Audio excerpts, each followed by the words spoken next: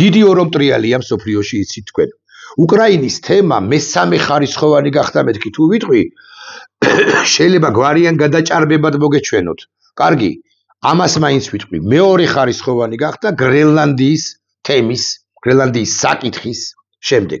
მესამე ხარისხოვანი გახდა ირანი, რომელიც ამ ერთი კვირის წინ 10 დღის წინ პირველ ხარისხოვანი იყო. მეოთხე ხარისხოვანი თუ მეხუთე ხარისხოვანი ახლა ვენესუელა, რომელიც აქტუალობას სულაც არ კარგავს. მიმდინარე წლის 2 იანვარს იცით თქვენ, რომ საოცარი ოპერაცია ჩაატარა შეერთებულ შტატებმა სამხრეთ ამერიკის ამ ქვეყანაში. პირველი თემა, მთავარი თემა კი ამ წამამდე, ასე ვიტყვი, არის გრენლანდია და კითხვა.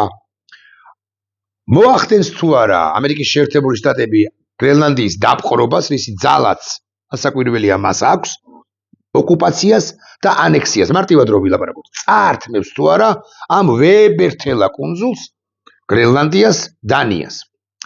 ამერიკის შეერთებული შტატები. ტრამპი დღეს ამბობს იმას, რაც გუშინ არ უთქვამს. თუმცა რაც თქვა გუშინ, ამაზე კი ვისაუბროთ დაახლოებით 5 წუთი.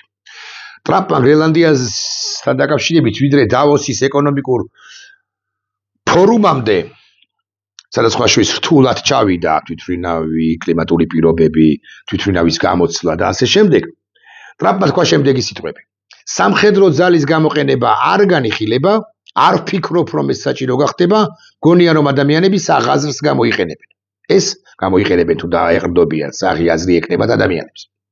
ვის გულისხმობს ადამიანებში გრენლანდიელ ესკიმოსებს ნაკლებად, უფრო ევროპის ცალკეული სახელმწიფოების ლიდერებს, განსაკუთრებით ცხადია დანიის სამეფოს ლიდერებს, აგრეთვე ევროკავშირისა და ნატოს წევრი სახელმწიფოების ლიდერებს, რომლებიც განსაკუთრებულ წინააღმდეგობას უწევენ მეთქი. ასე ვიტყვი, ამერიკის შეერთებული შტატების 47 პრეზიდენტს გრენლანდიაში შესვლის პროექტში და სურვილში, რომელსაც ღია დაფიქსირებს უკვე მერამდენეთ ამერიკის 47 პრეზიდენტი. რაც შეჭირდება ამერიკის შეერთებულ შტატებს გრენლანდიაო, ვინმე თუ იკითხავს, იმიტომ სჭირდება და ეს ფაქტია, ასე ამბობს ღიად ტრამპი, იმიტომ რომ რუსული და ჩინური გავლენები ამ კუნძულზე შეასუსტოს კი არა აღმოფხრას და ფაქტია, ჯიუტი ფაქტია, რომ პარე 20 წელიწადია უკვე რუსები და ჩინელები დასტრიალებენ ამ კუნძულს. წყალქვეშა ნავები, ვითომ ტურისტები, გემები, რბილი ძალის გამოყენება, რბილი ძალის ელემენტები, არა კონვენციური ხასუსვა, არამედ ჰიბრიდული ომის სხვა ელემენტებით რუსები ცდილობენ, რომ მეტი და რუსები და ჩინელები ცდილობენ, რომ მეტი და მეტი ინტერვენცია მოახდინონ გრენლანდიაში, როგორც უმნიშვნელოვანეს კუნძულში თუ კუნძულზე, რომელსაც ეგრამაგის პასუხია და სასარგებლო წიაღისეული, რაზეც ესოდენ კონცენტრირებულია ახლა მსოფლიო და განსაკუთრებით შეერთებული შტატები, ხაჩაიგდონ ხელში იქ არის, მართლაც აურა ამბობენ, კვლევები ადასტურებს, რომ აურაცხელი რაოდენობით სასარგებლო ძვირფასი ლითონები და სასარგებლო წიაღისეულია. ტრამპი ამბობს, რომ ამის დაშვება არ შეიძლება. ტრამპი ამბობს, რომ რუსებისა და ჩინელების შესვლა, თუნდაც რბილად შესვლა კუნძულზე, მსოფლიოს უსაფრთხოებას მოარღვევს. მათ შორის პირველ ყოვლისა შეერთებული შტატებისაო, ამბობს ასე, რაც ჩემი, ანუ მისი ინტერესია, რომ არ მოირღვეს ეს უსაფრთხოება და უნდა დავიცვა მე შეერთებული შტატები. მეორე მსოფლიო ომის შემდეგ ჩვენ გრენლანდია დანიას დავუბრუნეთ. ცოტა ხმამაღალი განცხადება, თლადესი არ იყო, მაგრამ კარგით. რას სულელები ვიყავით, ეს რომ გავაკეთეთ, მაგრამ ჩვენ ეს მაინც გავაკეთეთ. ახლა კი ნახეთ რა უმადურები არიან. გადაძაბა ტრამპმა ვიდრე დავოსის ეკონომიკურ ფორუმამდე. დავოსის ეკონომიკური ფორუმი მოცემულ ეტაპზე ყველაზე მნიშვნელოვანი ღონისძიებაა მსოფლიოში. მიუნხენის უსაფრთხოების კონფერენცია გველის ჩვენ თებერვალში, ისიც უმნიშვნელოვანესი კონფერენცია ღონისძიება იქნება. მაგრამ დღეს და ახლა დავოსში შეკრებილი მსოფლიო ლიდერები და აგრეთვე უმნიშვნელოვანესი ბიზნეს წრეები, ბიზნეს კომპანიების წარმომადგენლები და ლიდერები მსოფლიოზე მსჯელობენ. ცხადია იქ არ არის პუტინი და არც შეიძლება იყოს. ცხადია იქ არ არის ლუკაშენკა და არც შეიძლება იყოს. ცხადია იქ არ არის სინ ძინპინი და არც შეიძლება იყოს და ცხადია იქ არ არის ირაკლი კობახიძე, რაც ახსენებელია, მაგრამ მაინც და ახლა ასე უნდა თქვა, არც შეიძლება იყოს იმ ქვეყნის ლიდერი, თუნდაც უკანონო ლიდერი, რომელმაც ამ ქვეყნისაგან გაანულა ეს ქვეყანა, ჩალის ფასი დაადო ამ ქვეყანას, საქართველოს რეგიონალური მასშტაბით ქვეყანაც კი აღარ არის წონიანი ქვეყანა რეგიონის მასშტაბით. არ ვილაპარაკოთ კობახიძეზე. უმადურები არიან, რომ ჩვენს გარეშე თქვენ ყველანი გერმანულად ილაპარაკებდით, გადასწოდა გერმანიას, ან შესაძლოა იაპონურადაც. არც ერთ ქვეყანას თუ ქვეყნების ჯგუფს არ შესწევს ძალა უზრუნველყოს გრენლანდიის უსაფრთხოება, პრინციპში სწორია. ხვალ რომ დანიაში შეიცვალოს ხელისუფლება და ბუნებრივია რომ შეიცვლება და იმ ხელისუფლებამ მომავალმა გააკეთოს ისეთი აქცენტები ან აწარმოოს ისეთი პოლიტიკა, რომელიც ჩინეთსა და რუსეთს აძლევს ხელს, მერე რა უნდა ქნას ცივილიზებულმა სამყარომ. თავში ქვა არ უნდა იხალოს იმის გამო, რომ არ დაუჯერა ტრამპს 2024-25 წლებში, 25-26 წლებში. დასძენს. ჩვენ ვართ უდიდესი ძალა, იმაზე გაცილებით დიდი, ვიდრე ხალხს საერთოდ წარმოუდგენია. ფიქრობ ეს 2 კვირის წინ ვენესუელაში დავინახეთ ყველაბო და პრინციპში მართლაც დავინახეთ და ასე შემდეგ და ასე შემდეგ. მეორე მხრივ თუ მესამე მხრივ ტრამპი კიდევ ერთხელ არასტურებს, რომ არ გამოვიყენებს ძალას, მაგრამ ყველას დაგიმახსოვრებთ, ვინც ამერიკის შეერთებული შტატებისთვის გრენლანდიის გადმოცემას ეწინააღმდეგებითო არ იგულისხმება, რომ ის და მან შურს იძიებს გერმანიაზე თუ საფრანგეთზე, რომლის ლიდერსაც სხვა მიზეზით დასცინა. ეგ რა მაგის პასუხია ანუ მაკრონს, მანამდე გვარიანად გააკრიტიკა სწორედ გრენლანდიის კონტექსტში და არა მხოლოდ გრენლანდიის კონტექსტში. არ იგულისხმება, რომ შურს იძიებს, მაგრამ დაგიმახსოვრებთ მრავლის მეტყველი, მრავლის თქმელი სიტყვა, რომ ვიცოდეთ მაინც. აქვს ძალა ამ არასტანდარტულად მოაზროვნე პოლიტიკოს და მუქარები ხომ შეუძლია და შეუძლია. შეერთებული შტატები ნატოს ხარჯების თითქმის 100%-ს იხდიდა, ეს პრინციპში მაინც არ არის სიმართლე, ვერ გავბედავრობ თქვა რომ ტყუილია მეთქი, მაგრამ ისიც ფაქტია, რომ მართლაც ნატოს წევრი სხვა სახელმწიფოები საკუთარ თავდაცვის ხარჯებს და ნატოს ბიუჯეტში ბევრ ფულს არ იხდიდნენ. კითხულობს ტრამპი, მე რომ გამიჭირდესო. ნატო მოვა კი ჩემს დასაცავათო პრინციპში არის ამ კითხვაში ლოგიკის მარცვალი ბულგარეთის დაცვა ვის აჯანდაბად უნდა ჩვენში ნუ დარჩეს და მით უმეტეს შეერთებულ შტატებს, მაგრამ 10-ს 20-ს შეერთებულ შტატებს ემანდ რომ გაუჭირდეს. ბულგარეთი კი არა, დანია გააგზავნის, გერმანია გააგზავნის, გავცდეთ ახლა კონტინენტურ ევროპას, ბრიტანეთი გააგზავნის. ეს კითხვა პრინციპში საინტერესოა და აბსოლუტურად ბუნებრივია, რომ გიბოდიშებთ სიტყვისთვის და გულმოსვლით დაბოღმილი იყოს, ამაზე გიბოდიშებთ, დაბოღმილი მიიღოს შეერთებული შტატების ლიდერი, რომელიც ამბობს ერთ რამეს, რომ ისიც რა არის, ამდენს ვერც გავცდები, მე ვინახავ ამ ნატოს. მე გაიძულეთ და გავალდებულეთ, რომ 5%-მდე გაგეზარდათ ნატოს თავდაცვის ხარჯები და კიდევ აქეთ საყვედურობთ. მე დაგიცავთ, მაგრამ თქვენ დამიცავთ კი? ამ 5%-ზე ამახვილებს უკვე ყურადღებას შემდგომ აბზაცში. მე უფრო მნიშვნელოვანი, მაგრამ უფრო მნიშვნელოვანი ის არის, რომ მე ვაიძულე ნატოს წევრები გადაეხადათ 5%. სხვა შორის პირველი კადენციის დროს 2%-ს ითხოვდა და სტოლტენბერგმა და მერკელმა გვარიანად მოკაცრავად კიდევ ერთხელ სიტყვისთვის და გაუჭედეს მაშინ. გრენლანდიაში ჩვენი შესვლა არ იქნება საფრთხე ნატოსთვის. პირიქით ეს მნიშვნელოვნად გააძლიერებს მთელი ალიანსის უსაფრთხოებას. ეს უზარმაზარი დაუცველი კუნძული სინამდვილეში ჩრდილოეთ ამერიკის ნაწილია. დასავლეთ ნახევარსფეროს ჩრდილოეთ საზღვარზე, ეს ჩვენი ტერიტორიაა. ასეა თუ არა, ამაზე არ ვსჯელობ. მე ვსჯელობ იმაზე, რაც ამბობს პრეზიდენტი ტრამპი და თუ გრენლანდიაზე ვსჯელობთ, კონკრეტულად გრენლანდიაზე, თუ მხედველობაში ვიღებთ იმას, რომ რუსებს და ჩინელებს უნდათ გრენლანდიაში რბილად თბილად შესვლა, პრინციპში ტრამპი გულახდილები თუ ვიქნებით ერთგვარად ყველა სიტყვას წონი მართალია. მართალი რომ არის ტრამპი, ეს შესანიშნავად დაიჭირა და ტაქტიკურ სტრატეგიული თვალსაჩინით ამგვარი სიტყვებით უპასუხა პრეზიდენტ ტრამპს ნატოს გენერალურმა მდივანმა რუტემ, რომელმაც თქვა, ტრამპი მართალია. ჩვენ უნდა დავიცვათ არქტიკა რუსული და ჩინური გავლენისაგან და ვინ არის წინააღმდეგობის გამწევი? ვინ შეეწინააღმდეგება ამ შემთხვევაში ტრამპს და თუ გნებავთ ვიტყვი ტრამპსა და რუტეს. ამასობაში არაჩვეულებრივი, აი ხსენებულ რუტეს კიდე მიუბრუნდებით ჩვენ, მაგრამ ხსენებული დავოსის ფორუმის ფარგლებში არაჩვეულებრივი სიტყვა წარმოთქვა კანადის ლიდერმა. კანადა ის ქვეყანაა, რომელმაც ეგრა მაგის პასუხი არც თუ დიდი ხნის წინ სტრატეგიული ურთიერთობები დაიწყო გააგრძელა ჩინეთთან და თუ ჩინეთი ესეთი ეგზისტენციური საფრთხეა მსოფლიოსათვის, მათ შორის ევროპისათვის, სტრატეგიული ურთიერთობების დაწყება ჩინეთთან რა ბედენაა, რა საჭიროაო, ვინმე თუ იკითხავს ის მინმე მართალი იქნება, მაგრამ თქვენ ის ნებართვით ახლა არ გავაკრიტიკოთ კანადის ლიდერი და რამდენიმე ძირითადი პასაჟი ჩავიკითხოთ მისი კვლავ ვიმეორებ არაჩვეულებრივი სიტყვიდან. კარდი ამბობს. დღეს ვისაუბრებ მსოფლიო დღის წესრიგზე, რღვევაზე დღის წესრიგისა, ლამაზი ისტორიის დასრულებაზე და იმ კაცრი რეალობის დასაწყისზე, სადაც გეოპოლიტიკა აღარ ექვემდებარება არანაირ შეზღუდვას და მართალიცაა. დღეს ძალის დემონსტრირების დროა. სამწუხაროდ, ოღონდ ძალის დემონსტრირება და ძალით მსოფლიო წესრიგის მორღვევა დაწყებულია პირველ ყოვლისა რუსეთის და გავბედავ და ვიტყვი რუსეთ-ჩინეთის და კიდევ სხვა არადემოკრატიული კი არა ტირანული ცენტრების მიერ. ამერიკის შეერთებული შტატები ყველაზე უბრალოა მოცემულ ეტაპზეც ამ ამბავში, თუმცა ახვარა ამ ყველაფერს, თვითონაც აჩვენებს ძალას. მე თქვენ გაჩვენებთ ძალა ვისა აქვსო და ახლობით ეს არის ტრამპის გზავნილი. ოღონდ ბატონი კარნი, მარკ კარნი, კანადის ლიდერი, რუსეთს არ გულისხმობს, ოდესაც საუბრობს, რომ გეოპოლიტიკა აღარ ექვემდებარება, აღარ შეზღუდვასო, ის გულისხმობს სწორედაც, რომ ამერიკის შეერთებულ შტატებს და ამერიკის შეერთებული შტატების პოლიტიკას გრენლანდიასთან მიმართებაში და არა მხოლოდ. მაგრამ ამავე დროს გეუბნებით, არაჩვეულებრივი სიტყვა, კვლავ ვიმეორებ. სხვა ქვეყნები, განსაკუთრებით საშუალო ძალის სახელმწიფოები, როგორიცაა კანადა, უძლურდი სულაც არა ვართ.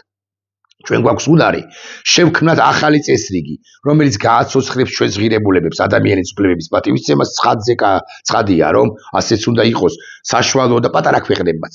უნდა შექმნან საკუთარი დღის წესრიგი და არ უნდა იყვნენ კერძები, რომლებსაც მიართმევენ ძლიერ მოთამაშეებს მაგიდაზე. და ეს ძლიერი მოთამაშეები კი გადასანსლავენ ამ კერძებს, შეახრამუნებენ საშუალო და პატარა ქვეყნებს. ამიტომ უნდა იყო მაგიდასთან წარმოდგენილი, ამასაც მიუბრუნდები, მაგრამ ახლაც ვიტყვი, მაგიდასთან წარმოდგენილი თუნდაც რეგიონალური მოთამაშე. საქართველო არ არის რეგიონალური მოთამაშეც კი. საქართველო ჩაკეტილი, იზოლირებული, ჩიხში მოქცეული, გაუბედურებული, მისია დაკარგული ქვეყანაა.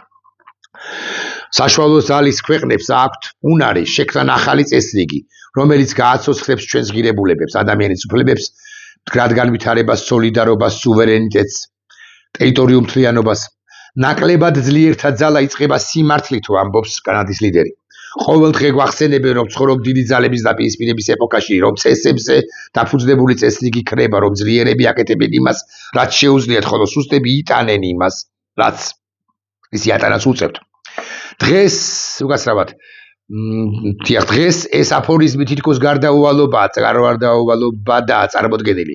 საერთაშორისო ურთიერთობების ბუნებრივი ლოგიკა, რომელიც კვლავ იჩენს თავს და ამ ლოგიკის წინაშე ქვეყნებს ხშირად უჩნდებათ ცდუნება შეუერთდნენ დინებას. საქართველოსაც უჩნდება არა იმდენად არა მხოლოდ იზოლაციონიზმის ცდუნება, არამედ დინებასთან მიერთების, დინებასთან მიწმასნების, დინებაში ჩაღვრის ცდელობა.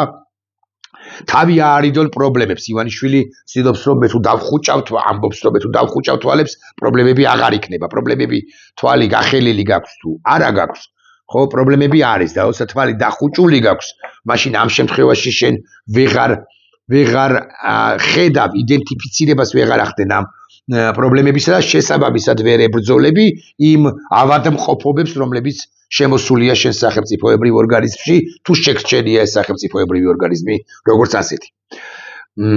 პრობლემებს იფიქრონ, რომ მორჩილება უსაფრთხოებას მოუტანთ. ივანიშვილიც ასე ფიქრობს, რომ მორჩილება მოუტანს მას უსაფრთხოებას, ნურას უკაცრავად. პირიქით და კარდიც ამას ამბობს, არ მოუტანს. პირიქით დაანგრევს ეს საშუალო ქვეყნებსაც კიო და პატარა ქვეყნებზე აღარც ამახვილებს ყურადღებას. მას რა არჩევანი გვაქვს?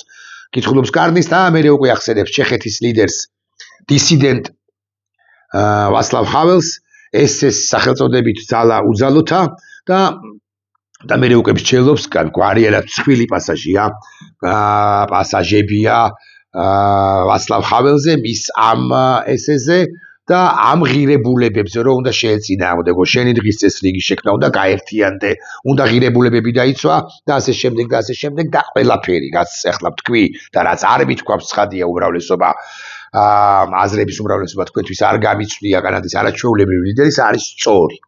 მაგრამ ამბავიც ის არის, რომ ეს ყველაფერი ქართველი რო იყოს კარგი, ხო არის სადღეგრძელო და დღეს როდესაც ასეთი ქაოსია ახლა მე დავსვავ კითხვას გვაქვს თუ არა სადღეგრძელოების წარმოთქმის დრო და ფუფუნება ახლა პოლიტიკის რეალ პოლიტიკის წარმოების დრო ხომ არ დადგა შემთხვევით და ემანთ ამიტომ მე აპლოდისმენტები დიდებული სიტყვაა კარდისა დავოსში წარმოთქმული მაგრამ პერსონალურად მე რო კითხოს ვინმე მე ვამჯობინებ ისეთ პოლიტიკოსების სიუხვეს ჩვენ სინამდვილეში რომლებიც მიუხედავად სირთულეებისა და არსებული უმძიმესი მდგომარეობისა ვინ პუტინს აკრიტიკებს ვინ სინ ძინპინს სწდება ვინ ირანზე ლაპარაკობს დადებით თუ უარყოფით ალბათ კონტექსტში აიათოლების რეჟიმზე პირველ ყოვლისა ყველა ცხადია ვცდილობთ და ვამბობთ რომ ეს მოსაცილებელი რეჟიმია და ამერიკის შეერთებული შტატების ვალდებულება მათი მოცილება და ეს გამორიცხული სულაც არ არის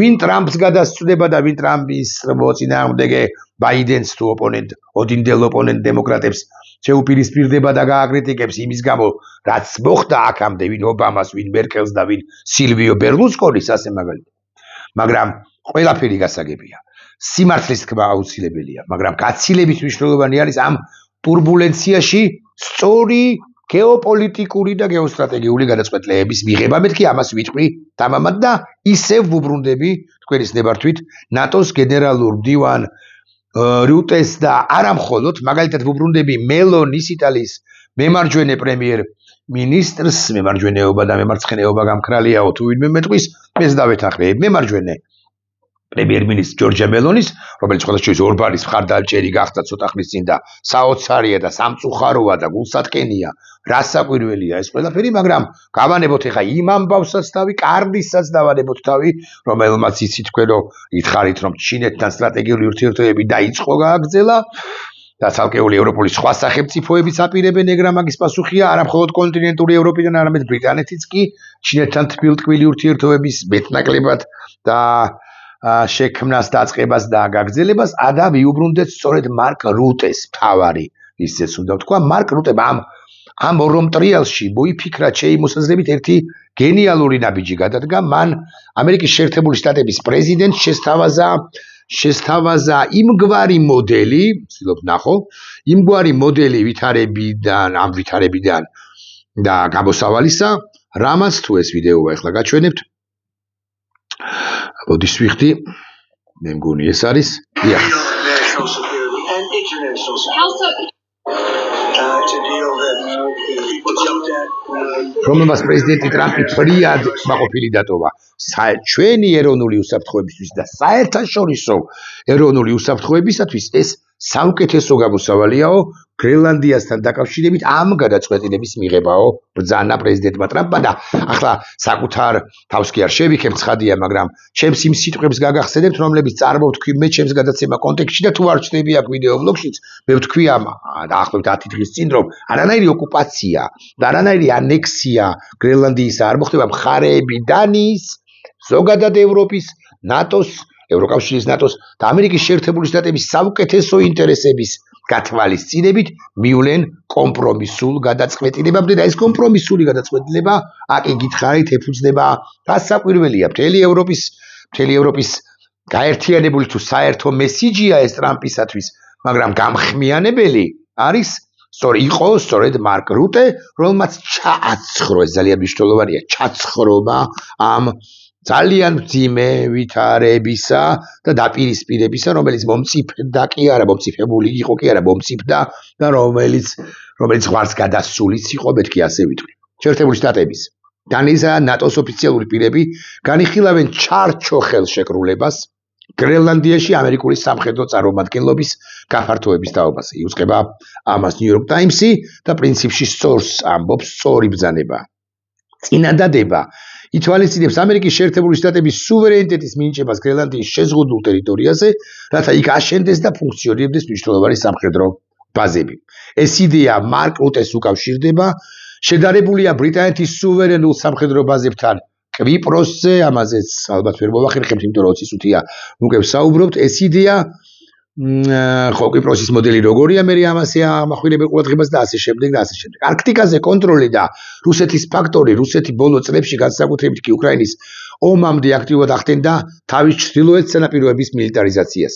და ხსნიდა ძველ საბჭოთა ბაზებს. გრენლანდია კი არის ერთგვარი კარიბჭე, რომ ვიცოდეთ, მაინც არქტიკაზე. ვინც აკონტროლებს გრენლანდიას, ის აკონტროლებს საჰაერო და საზღვაო გზებს ჩრდილოეთ პოლუსსა და ატლანტის ოკეანეებს შორის.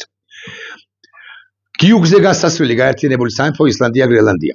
ეს არის სტრატეგიული სასაზღვრო დერეფანი. თუ რუსულმა წყალქვეშა ნავებმა ატლანტის ოკეანეში შესვლა მოინდომეს, მათ სწორედ ამ ზონაში უნდა გაიაროს და არ შეიძლება რუსული წყალქვეშა ნავების, მათ შორის ბირთვული წყალქვეშა ნავების გაშვება ასე ღია ნაოსნობაში ატლანტის ოკეანის მიმართულებით, ანუ ამერიკასთან სიახლოვეს და აქედან გამომდინარეც იყო უბჭყალებოდ მართალი პრეზიდენტი ტრამპი.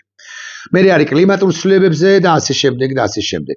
აქვე ჩინეთის ცვლილებებზე ვილაპარაკოთ ორი სიტყვა ვთქვათ. გრენლანდიაში ფეხის მოსაკიდებლად ჩინეთი აქტიური იყო 2006 აქტიური 2016 წლიდან. ჩინეთმა სცადა მსხვილი ინვესტიციების განმორცხალხორციელება აეროპორტის პროექტი 2018 წელს. ჩინურ სახელმწიფო კომპანიას China Communication Construction Company სურდა გრენლანდიაში 3 ახალი აეროპორტის მშენებლობა. ყოფილი საზღვაო ბაზის შესყიდვის მცდელობა 2016 წელს ჰქონდა, თუმცა 24 წელს ამაზე განაახლა ჩინეთმა საუბარი ბაიდენის ადმინისტრაციის პირობებში. სცადა გრენლანდიაში მდებარე მიტოვებული დანიური საზღვაო ბაზის გრონოდალის ყიდვა, თუმცა აქაც ვაშინგტონის ზეწოლი დანიის მთავრობამ ბოლო მომენტში დაბლოკა ეს დილი. სამთო მოპოვებითი სამუშაოები 2010 წლიდან იწყება პრინციპში. ჩინური კომპანიები ჩაერთნენ იშვიათი ლითონებისა და ურანის მოპოვების პროექტებში. ვაშინგტონში მიხვდნენ, როგორც იქნა ტრამპის ადმინისტრაციის დროს, რომ ჩინეთი იყენებდა ეკონომიკურ დიპლომატიას სტრატეგიული პლაცდარმის მოსაპოვებლად და ამიტომაც ტრამპმა გადაძაბა შეამტორია კარი ევროპისა. 100 წია მოლოდინები კი არა 100 წია საფრთხეების აღქმა გაამძაფრა უფრო ზუსტი რომ იყო.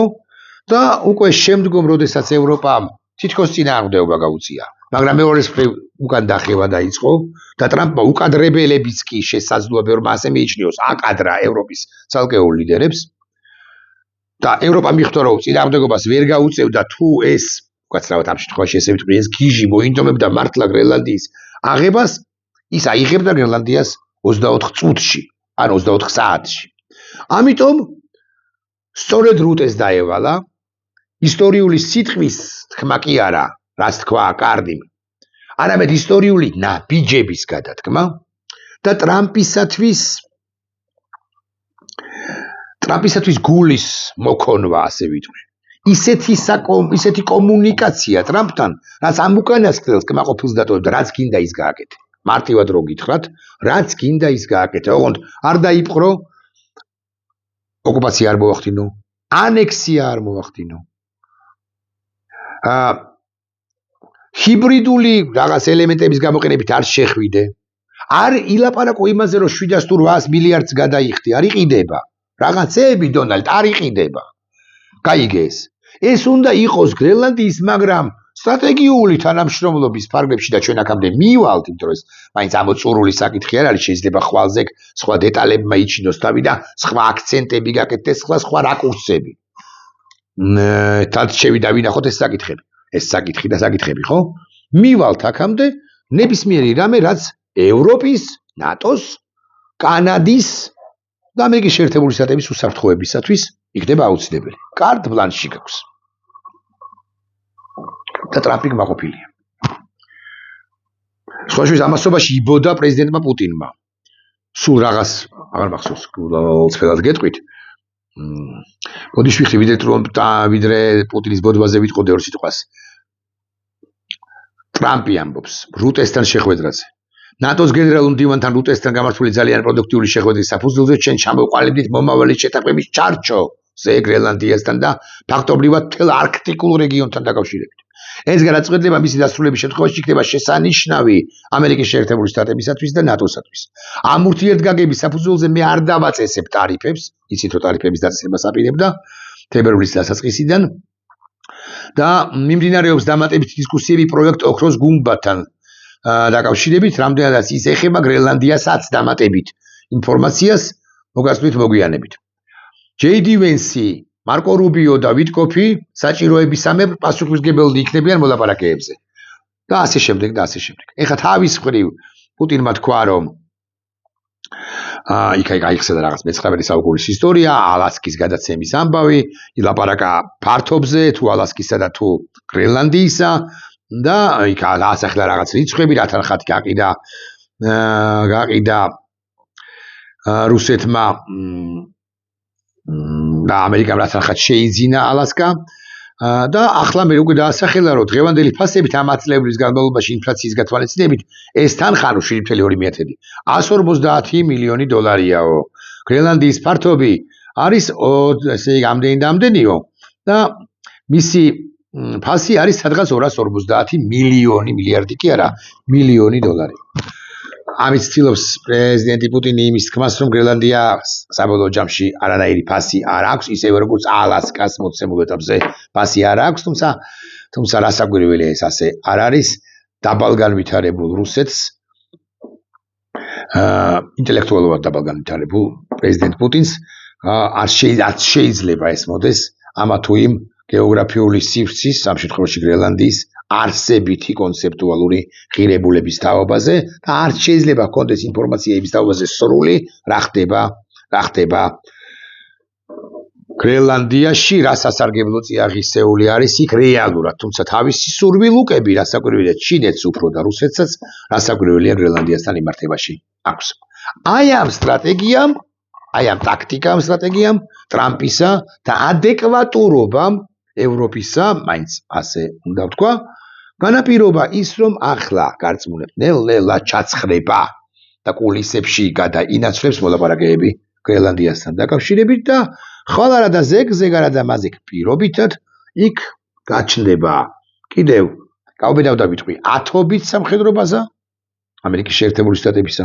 ცალკეულ შემთხვევებში შეიძლება შეერთებული შტატებისა თავის ნატოელ პარტნიორებთან ერთად, მაგალითად ბრიტანეთთან ერთად, ეს იქნება შესანიშნავი, ამაზეც ითქვა სხვა შორის 1-2 იმონხილველის მხრიდან, რომ ბრიტანეთი და საფრანგეთი და გერმანია უნდა შევიდნენ, ასევე დანიასთან ერთად გრენლანდიაში უფრო მსუყეთ სამხედრო კომპონენტი უნდა იყოს წარმოდგენილი და რასაკვირველია ჩატარდება იწყება კვლევები, დამატებითი კვლევები ამ სასარგებლო წიაღისეულის მოპოვების კვლევები და მოიპოვებს კიდეც შეერთებული შტატები უფრო რასაკვირველია ამ სასარგებლო წიაღისეულს, რომ მომზადებული დახდეს მომავალს და მომავალი იქნება ძიმე. ასე ვიტყვი, იმიტომ რომ ამბიციები განსაკუთრებით ჩინეთისა სულაც არ ცხრება. მე მივესალმები ცხადია კანადის ლიდერის არაჩვეულებრივ სიტყვას, დიდებულ სიტყვას, ტაშსაც დავუკრავდი ახლა ამას, მაგრამ მე მგონია რომ ახლა მოცემულ ეტაპზე არაჩვეულებრივი სიტყვების წარმოთქმის დრო აღარ არის, ახლა მოქმედებების დროა. და რაც შეეხება მოქმედებებს, ახლა გრენლანდია მე-4-მე-5 საკითხი გახდება ჩემი მოსაზრებით პროგნოზით. მსოფლიოს დღის წესრიგში, ხოლო პირველი საკითხი გავბედავ და ვიტყვი რომ არ იქნება მოცემულ ეტაპზე უკრაინა, იქნება გაგიკვირდებათ და ირანი. იქ ჯერ კვანძი არ გახსნილა. ასე რომ დაველოდოთ მოვლენების განვითარებას ყურის ძირში. ნახვამდის.